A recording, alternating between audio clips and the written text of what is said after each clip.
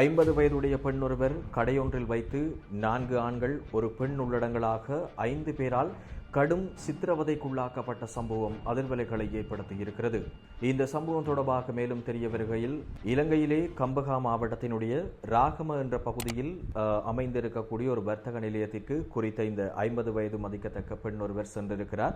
அங்கே சென்று பொருட்களை வாங்குவது போலாக அந்த கடையில் திரிந்து உள்ளே நடமாடியிருக்கிறார். அதன் போதாக சில பொருட்களை இவர் திருடியிருக்கிறார். இவர் அங்கே திருடிய விடயம் அந்த கடைக்கார உரிமையாளர்களால் கண்டுபிடிக்கப்படுகின்றது. உடனடியாக குறித்த அந்த பெண்மணி ஒரு அறைக்குள் அழைத்து செல்லப்படுகின்றார். அங்கே அழைத்து செல்லப்பட்டு ஒரு கதிரையில் அமர வைக்கப்பட்டு அந்த கடையினுடைய உரிமையாளர், அதாவது அவர் ஒரு பெண், 27 வயது மதிக்கத்தக்க ஒரு பெண் ஒருவர், அவர் ஒரு கத்தரிக்கோலை எடுத்து அந்த திருடியதாக கருதப்படக்கூடிய அந்த பெண்மணியினுடைய தலையில் அவருடைய தலைமுடிகளை வெட்ட ஆரம்பிக்கிறார். இதன் போதாக அந்த பெண் தொடர்ந்து தன்னுடைய எதிர்ப்புகளை தெரிவிக்கிறார். அதாவது என்னுடைய முடியை வெட்ட வேண்டாம் என்பதாக ஆக்ரோஷமாக தன்னுடைய எதிர்ப்பை வெளிப்படுத்தவில்லை. அழுது புலம்பியவாறாக வெட்டாதீர்கள் என்பதாக அந்த இடத்தில் அவர்களிடத்தில் கெஞ்சுவதை பார்க்கக்கூடியதாக இருக்கின்றது. 2 பேருமே சிங்கள சகோதரர்களாகத்தான் இருக்கின்றார்கள். சிங்களத்தில் தான் அவர்கள் அங்கே உரையாடுவதையும் பார்க்கக்கூடியதாக இருக்கின்றது.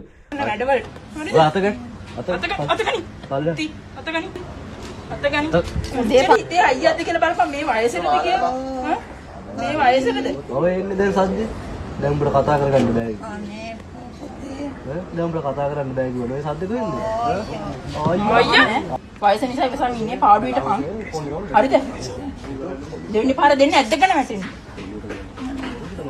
ඔක උමන් දීපන්. දැන් පොලිසියට දෙන්න ගියේ. உண்மையில் ஒரு மனதை நெருட வைக்கக்கூடிய ஒரு சம்பவமாகத்தான் பதிவாகியிருந்தது.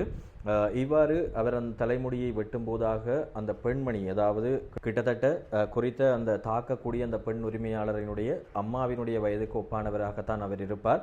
அவ்வாறு இருக்கையில் அந்த பெண்மணியை கடுமையாக கைகளாலும் காலாலும் தாக்குவதையும் பார்க்கக்கூடியதாக இருக்கின்றது. ஒரு கட்டத்தில் இறுதியாக காலால் தாக்கியதன் பின்னர் அவர் மயங்கி விழுவது போன்றதாக அந்த இடத்தில் விழுகின்றார். அவர் வேண்டுமென்றே மயங்கி விழுந்தாரா அல்லது உண்மையிலேயே இயலாமல் தான் மயங்கி விழுந்தாரா தெரியவில்லை. மயங்கி விழும் போதாக கூட அவர்களை விட்ட பாடில்லை. மீண்டும் அவரை இருத்தி வைத்துவிட்டு திரும்பவும் அவருடைய தலைமுடியை வெட்டுவதையும் பார்க்கக்கூடியதாக இருந்தது. சரி, அந்த கடைக்கார உரிமையாளரான அந்த பெண் தான் இப்படி அந்த விடயத்தை அரங்கேற்றினார் என்று சொல்லி சொன்னால், அந்த கடையில் வேலை செய்யக்கூடிய 4 இளைஞர்களும் இதற்கு துணை போயிருக்கக்கூடிய சம்பவம் தான் பெரும் அதிர்வலைகளை ஏற்படுத்தியிருக்கிறது. காரணம், அவர்களும் இவர்களோடு சூழ நின்றதாக அந்த விடயங்களை காணொளிகளாக பதிவு செய்திருக்கிறார்கள். அந்த விடயத்தை தடுப்பதற்கு கூட முயற்சி செய்ததாக அந்த காணொளியில் தெரியவில்லை. எனவே இந்த விடயம் அவர்களை குற்றம் சொல்வதற்காக பகிர்ந்து கொள்ளவில்லை. ஆனால் மனிதாபிமானம் என்ற ஒரு விடயம் இருக்கின்றது. சில விடயங்களில் இவ்வாறான அநீதிகள் இடம்பெறும் போது உண்மையில் எங்களுடைய குடும்ப அங்கத்தவர்களாக இருந்தால் கூட நாம் அந்த இடத்தில் சிறிய எதிர்ப்பு என்றாலும் காட்ட வேண்டும் அல்லது தட்டி கேட்க வேண்டும். ஆனால் அவ்வாறல்லாமல் குறித்த அந்த இளைஞர்கள் அதை காணொளியாக பதிவு செய்திருக்கக்கூடிய விடயமும் மனதை மிகவும் உருக வைத்திருக்கக்கூடிய ஒரு சம்பவமாகத்தான் மாறியிருக்கின்றது.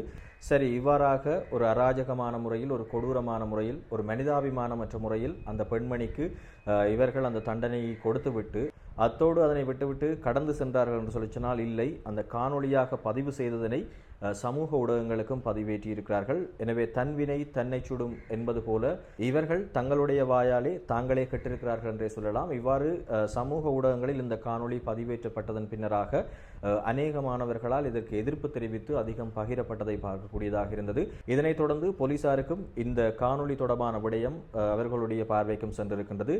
வெறுமனே 24 மணித்தியாலத்திற்குள் இந்த சம்பவம் எங்கே இடம்பெற்றது, யார் யார் இதற்கு இந்த சம்பவத்தில் ஈடுபட்டார்கள் என்ற முழுமையான விடயத்தையும் விசாரணைகள் மூலமாக கண்டுபிடித்து தற்போது அவர்கள் அதிரடியாக கைதும் செய்யப்பட்டிருக்கிறார்கள்.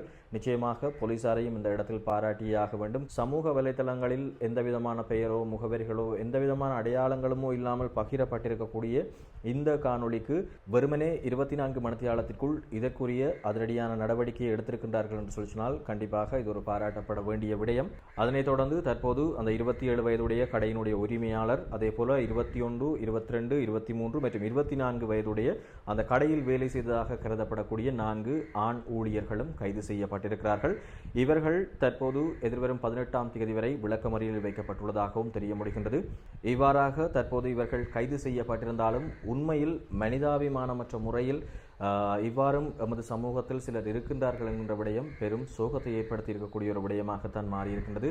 அது மட்டுமல்லாமல் குறித்த அந்த பெண்மணி லட்சக்கணக்கிலான பணங்களையோ அல்லது லட்சக்கணக்கிலான பொருட்களையோ அவங்க திருடியதாக தெரியவில்லை. அங்கே அந்த வீட்டுக்கு தேவையான சில பொருட்களை திருடியதாகத்தான் அந்த காணொளியில் பார்க்கக்கூடியதாக இருக்கின்றது. இங்கே நான் அந்த திருடிய அந்த பெண்ணுக்கு ஆதரவாக என்னுடைய கருத்தை தெரிவிக்கவில்லை. திருடனாக இருந்தாலும் நாங்கள் யாரும் தீர்ப்புகளை வழங்க முடியாது. அதற்கு நீதித்துறை இருக்கின்றது, காவல்துறை இருக்கின்றது. அதற்கு அவர்கள் சரியான தீர்ப்புகளை வழங்குவார்கள். எனவே அந்த கடை உரிமையாளர்களாக இருக்கட்டும் சரி, அல்லது அங்கு வேலை செய்பவர்களாக இருக்கட்டும் சரி, போலீசாருக்கு இந்த தகவலை கொடுத்திருக்கலாம் அல்லது போலீசாரிடம் குறித்த அந்த பெண்ணை பிடித்து ஒப்படைத்திருக்கலாம். அதற்குரிய நடவடிக்கைகளை அவர்கள் பார்த்திருப்பார்கள். எனவே இவர்கள் தங்களுடைய கையில் அவர்களுக்கான தண்டனையை வழங்க எடுத்திருந்த அந்த விடயம் தற்போது அவர்களையே சிறையில் அடைக்க ஒரு காரணமாக அமைந்திருக்கின்றது. எனவே இப்படியானவர்களும் நமது சமூகத்தில் வாழ்கின்றார்கள் என்பதுதான் மிகவும் மனவருத்தத்திற்குரிய ஒரு விடயம். இப்படியானவர்களை என்ன செய்ய முடியும்? நீங்களே பதில் கூறுங்கள்.